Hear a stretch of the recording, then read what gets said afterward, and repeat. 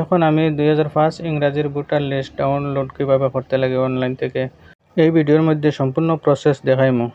আমরা জানি ভারতবর্ষের মধ্যে ভোটার আইডি ভেরিফিকেশন করা চলে, বর্তমানে পশ্চিমবঙ্গের মধ্যে চলে, আমরা আসামও আরম্ভ হয়ে যাব। গতিকে আপনারা প্রত্যেকে 2005 ইংরাজির ভোটার লিস্ট ডাউনলোড করিয়া রাখতে পারবা। কীভাবে ডাউনলোড করতে লাগে আমি এই ভিডিওর মধ্যে আপনাদের দেখাইমু। আপনারা ভিডিওটি স্কিপ না করিয়া সম্পূর্ণ দেখার চেষ্টা করবা। প্রথমে আপনার মোবাইলে থাকা ক্রোম অ্যাপটি ওপেন করবা।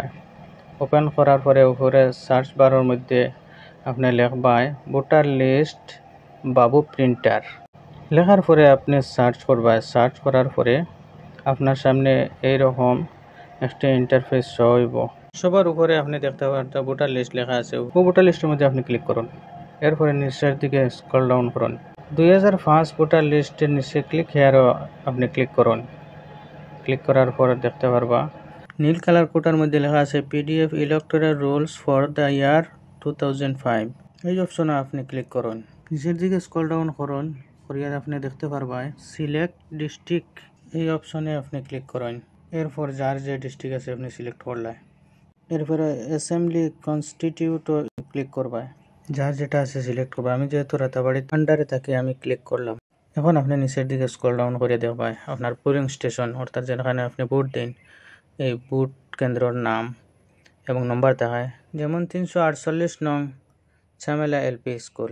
এখন ডাইন সাইডে দেখতে পারবা ভিউ পিডিএফ, লাল চিহ্নের মধ্যে ক্লিক করুন। এরপরে আপনার গ্রামের সম্পূর্ণ ভোটার লিস্ট আই যাব। আপনি এখন তুকাইয়া বাইর করবা আপনার নাম থাকলো অথবা আপনার বাবার নাম, মায়ের নাম। এখন যদি আপনি চাইন এটা ডাউনলোড করতে তাহলে উপরে দেখো 3 ডট লেখা আছে, এই 3 ডটের মধ্যে আপনি ক্লিক করুন। এরপরে নিচে দেখতে পাই ডাউনলোড লেখা আছে, এই ডাউনলোড অপশনে আপনি ক্লিক করুন। এরপরে ভোটার লিস্টটা ডাউনলোড হয়ে যাব। এখন দেখো ফাইল ডাউনলোড ওপেন অপশনে আপনি ক্লিক করুন। এখন দেখতে পাইবা আপনার মোবাইলের মধ্যে এই ভোটার লিস্টটা আপনার মোবাইলের মধ্যে থাকবো, আপনি দেখতে পারবেন।